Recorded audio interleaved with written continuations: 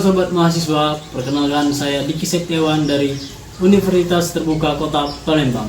Baik, di sini saya ingin mengerjakan tugas 3 dari mata kuliah Public Speaking. Warahmatullahi wabarakatuh.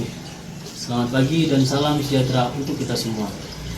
Kawan-kawan yang berbahagia, kita hidup di zaman di mana hampir setiap aktivitas manusia terhubung dengan teknologi, maupun bekerja, belajar, dan berinteraksi secara sosial.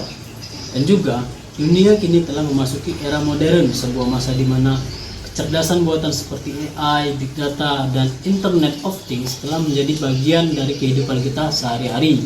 Tetapi, kemajuan teknologi ini tidak berarti apa-apa jika tidak dibarengi dengan pengetahuan literasi digital, yaitu kemampuan untuk berpikir kritis, menggunakan dan mengolah teknologi secara bijak dan bertanggung jawab. Kawan-kawan yang berbahagia, literasi digital bukan sekedar bisa menggunakan teknologi atau media sosial, bahkan lebih dari itu. Literasi digital mencakup kemampuan untuk berpikir kritis, memilih informasi dengan benar, menjaga etika dalam berkomunikasi digital, serta melindungi diri dari ancaman dunia maya. Sebuah penelitian dari kelompok mahasiswa menunjukkan bahwa tingkat literasi digital mahasiswa Indonesia masih perlu ditingkatkan. Selain itu, penetrasi internet di Indonesia sudah lebih dari 77%.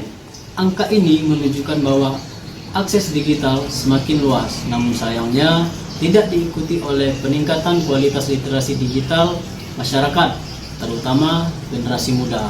Dan juga menariknya, penelitian dari Universitas Negeri Yogyakarta tahun 2023 menemukan bahwa rasa ingin tahu sangat berpengaruh terhadap peningkatan literasi digital. Artinya, kemampuan ini tidak hanya soal teknologi, tetapi juga soal mental dan motivasi belajar.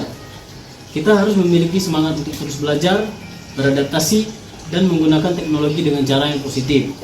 Teman-temanku sekalian, generasi muda adalah penggerak utama bangsa. Di tangan mereka lah masa depan Indonesia. Oleh karena itu, penting bagi kita untuk membangun kecakapan digital yang meliputi 4 hal. Yang pertama, kemampuan teknis, memahami cara kerja perangkat digital. Yang kedua, kemampuan kognitif, mampu menilai kebenaran dan kredibilitas informasi. Ketiga, kemampuan sosial emosional, menjaga etika dan tanggung jawab di dunia maya. Keempat, kemampuan kreatif, yaitu menggunakan teknologi untuk berinovasi dan menciptakan nilai tambah. Jika generasi muda mampu menguasai keempat potensi ini, maka tidak hanya menjadi pengguna teknologi, tetapi juga pencipta perubahan di era revolusi 4.0, yaitu era modern. Baik teman-teman yang saya banggakan, mari kita jadikan literasi digital bukan hanya keterampilan, tetapi juga gaya hidup.